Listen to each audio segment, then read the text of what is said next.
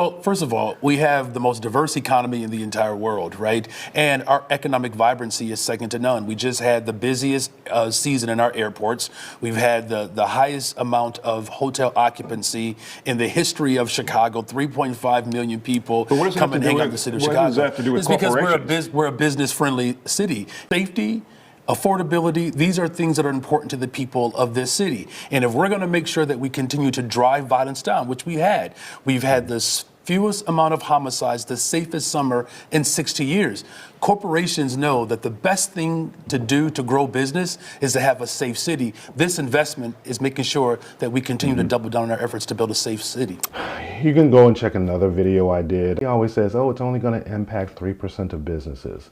What he doesn't tell you is that 3% of businesses represent the largest employers with the most employees. So you notice he didn't answer the question the reporter asked him. Why wouldn't businesses just leave the city? And I think someone on his staff must have told him about my video I did on him, because ordinarily he would say, oh, we were rated by Condé Nast as the best big city 9 years running. He didn't mention that this time because I brought up that Condé Nast is a travel magazine, not a business magazine. So someone's listening, someone's giving him the information, but his ideas are just flawed.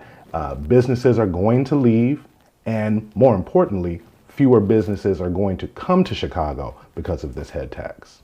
The city hired Ernst & Young to lay out some possible cuts that can be made. Where can cuts be made? Because the faucet's got to be turned off at some point. Yeah, well, we've shrunk government over the past 3 years. So we have 1,800 less people working in government. We had a 3% cut last year on top of a $200 million worth of savings in this budget.